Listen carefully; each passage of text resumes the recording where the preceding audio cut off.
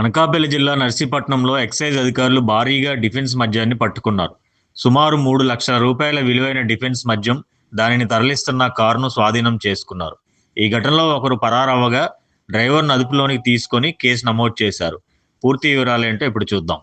College గ్రౌండ్లో మాకు రాబడిన సమాచారం మేరకు మా ఎక్సైజ్ సూపరింటెండెంట్ గారు, మా స్టేట్ ఎక్సైజ్ సూపరింటెండెంట్ పర్యవేక్షణలో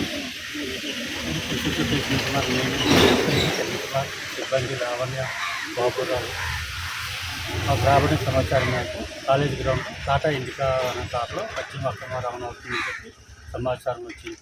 ఆ సమాచారం మేరకు స్థానిక విఆర్ఓను విఆర్ఏని కూడా మేము ఏర్పాటు చేసుకొని అక్కడ కాలేజ్ గ్రౌండ్లో ఆగి ఉన్న కారుని చెక్ చేయగా ఆ కారులో వెనుక భాగంలో ఒక మూట, డిక్కీ భాగంలో 2 మూటలతో మొత్తం 44 మద్యం బాటిల్లు ఉన్నాయి.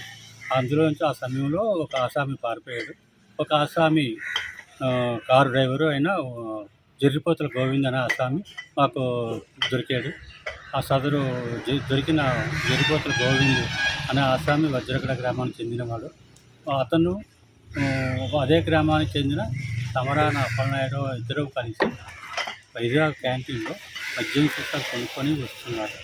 మమ్మల్ని చూసి తమరాన అప్పలనాయుడు నరస్థాన్ పారిపోయారు. గతంలో నరస్థాన్స్ ఇవన్నీ 44 కూడా ప్రతి బాటిల్ని వెరిఫై చేయగా డెవలప్మెంట్ ఆఫ్ సేలియన్ ఎక్సైజ్ డిఫెన్స్ పర్సన్స్ అనేవి ఉన్నాయి. గతంలో అప్పలనాయుడు మీద 2 కేసులు డిఫెన్స్ మద్యం కేసులు నమోదయ్యి ఉన్నాయి. అతని వాహనం కూడా సీజ్ చేసి పడ్డాము. అతను మైండ్ ఓవర్లో 30,000 ప్రభుత్వానికి జరిమానా కూడా కట్టి ఉన్నాడు. అతని మీద గాలింపు చేస్తున్నాము.